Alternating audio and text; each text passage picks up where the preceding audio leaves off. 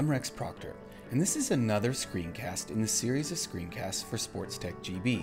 What we're going to cover off in this screencast is how to use the drawing tools and to do some simple animations with those. So sit back and enjoy. Thank you. Now let's jump into my first project by tapping on it. I'm going to drag my toolbar up to about there because what I want you to take note of is the drawing section in the timeline. Now you'll notice there's a small triangle button both in the events and the drawings row. This is your disclosure triangle. So I'm going to tap on that and it's going to point down. So when I use a drawing tool, you're going to notice that instances are created in this section of the timeline. Now let's grab a drawing tool. In the bottom right corner of the movie area, you'll see a pencil button. Go ahead and tap on that and that will show you your drawing tools. You have freehand, line, rectangle, ellipse, a rounded rectangle, text, angle tool, and a ruler. Let's grab a line tool and see how these work. I'm going to place my finger in the bottom left corner of the movie and simply drag it along to the upper right corner. That's how you draw a line. Now what you'll notice in the bottom here in the timeline, an instance has been created. This instance is 3 seconds long.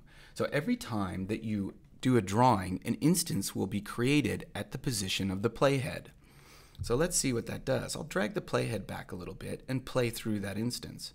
And you'll notice that the drawing object appears and then disappears according to the length of the instance. So let's zoom our timeline in a little bit and take a look at this instance. It is exactly the same as an event instance. So if I tap on it once, you'll see the vertical bars appear so I can adjust the start and end time.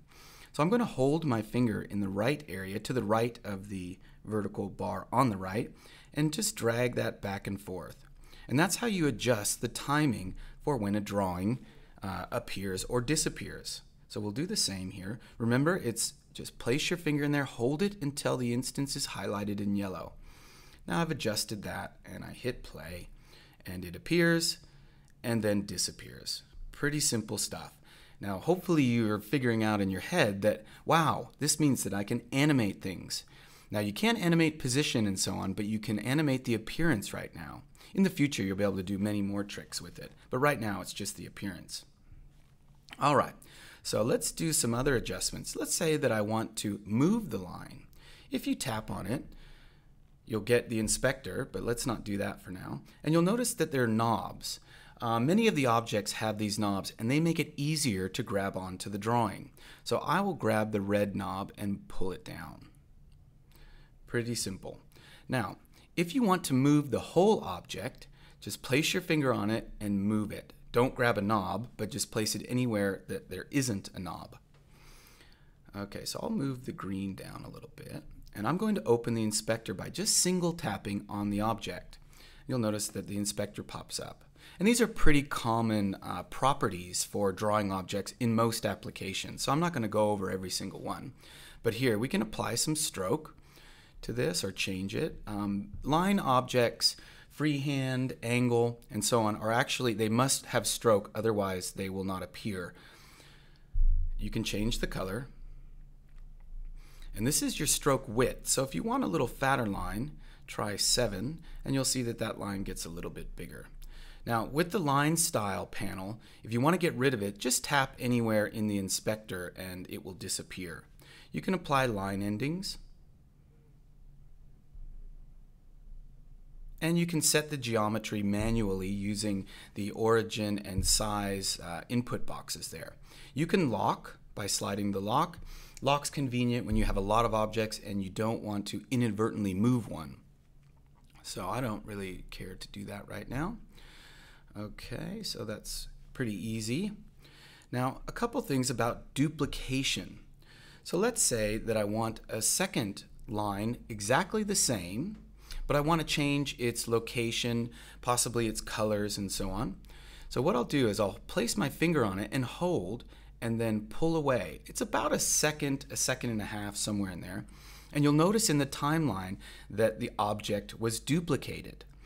And the neat thing about it is a new row is created, so you can apply any of the properties of the button. So you could change the color, you can change its position, and so on without affecting the drawing object that it was copied from. Now let's show you a couple things about deleting. There are two places to delete. I want to get rid of this. So I'm going to delete it out of the timeline. So if I tap on that and I do another single tap, I'm tapping on the word line, I can delete that object right out of the timeline. Now why I wanted to make mention of this is sometimes you'll have a lot of drawings and they'll be sitting on top of each other, crisscrossing, and it may be difficult to grab that with your finger up in the movie view area. So you can delete it down in the timeline. You can also change its color.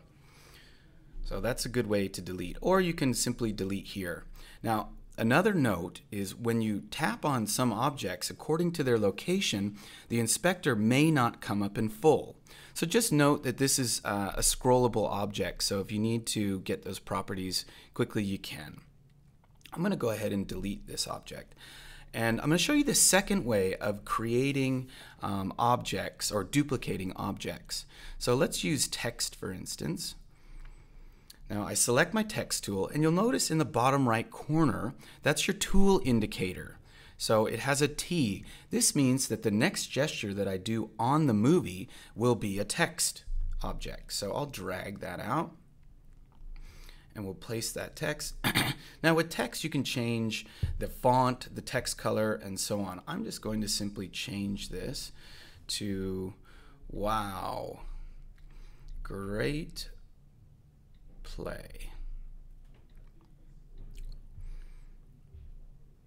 And I'll move that to the upper right corner here. Now you'll notice in my timeline it's created an instance. So let's say that I want that to appear in the same position multiple times. What I can do is, just like instances, I can actually code a drawing object. So I've placed my playhead just right after it, and I'm going to tap on the code button right here, and then drag the playhead along, and then press it again. Now you'll see as I drag over this and then play it back that wow, great play appears and then hides and then reappears again in the exact same position. Now the thing to note about this method is, let me scroll that back, is if I change the properties of this instance, so let's say we're going to move it here, that will also apply to the other instance in the row. So anything that's changed, color, position, stroke, and so on, affect the entire row. So there's two ways to kind of duplicate, if you will. So you can have a single object show and hide, but it will always be all the same properties, or you can duplicate it by holding and then pulling away from it to create a second row, and then you can change all the properties. All right, a couple other drawing object items that I want to cover off is the rounded rectangle. I'll create a rectangle here, and you'll notice the knob. Let's grab the knob, and if I drag the knob, I can change the rounded rectangle corners. So that's kind of a clever little way of doing this. Okay, so let's go ahead and get rid of that object. So I'll tap on the object and delete it. The angle tool is quite clever also.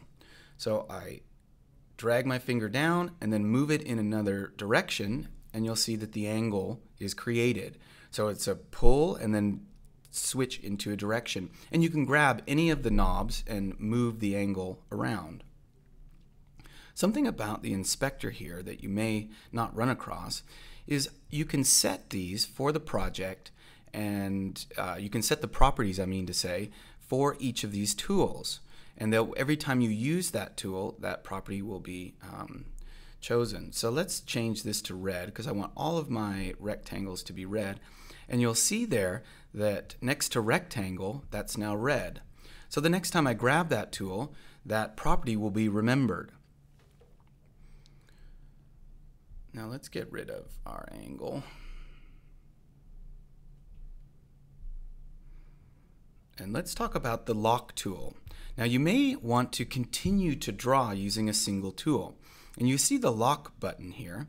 So let's grab that. and this is for the line tool. And you'll notice in the bottom right corner that a lock has appeared next to the tool indicator. This means that I can do sequential things with the drawing object. So I can line those up and I can continue to draw lines. Now if you want, you can turn that off by pressing the lock. And let's go ahead and get rid of those. Let's get rid of those here down in our timeline. So we look at both methods.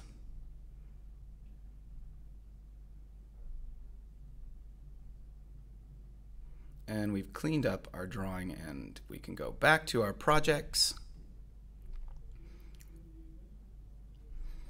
And that concludes the drawing tools in Sportstec GB. If you have any questions, please feel free to email us at support@sportstec.com. Thank you.